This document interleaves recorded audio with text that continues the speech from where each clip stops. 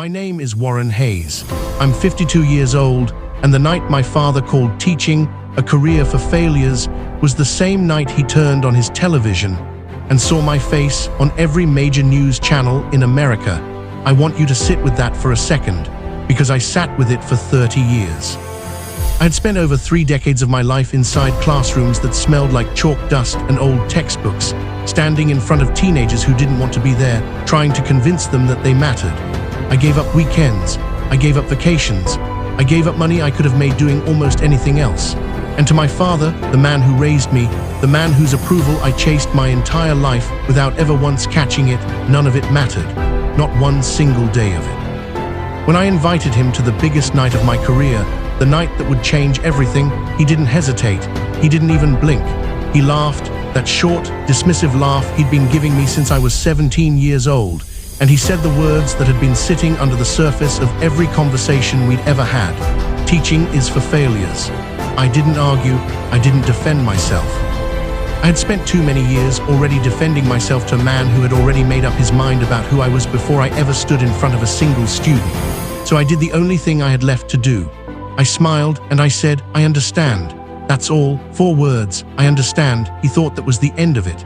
He thought I had finally accepted my place, the disappointing son, the one who settled, the one who couldn't cut it in the real world. He went back to his recliner, back to his television, back to his life of measuring men by the size of their bank accounts.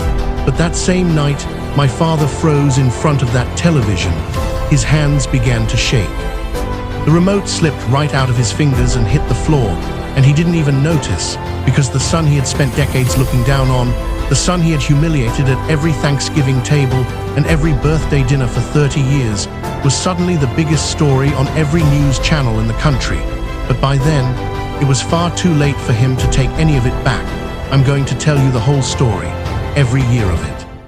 The humiliation, the silence, the sacrifice, and the night everything I had ever built finally spoke for itself when I could not. I'm not going to soften any of it for you, and I'm not going to pretend I've made perfect peace with all of it, because I haven't, not completely, not even now. Some wounds close, some just learn to stop bleeding in front of other people. If stories about family betrayal, quiet perseverance, and unforgettable moments of justice mean something to you, stay with me. And if you feel this story in your chest the way I still feel it in mine, do me a favor, like this video, subscribe to the channel, and tell me in the comments where you're watching from. I'd love to know who's out there listening, because for most of my life, nobody in my own family was. Let me tell you who I am before I tell you what happened. I'm a high school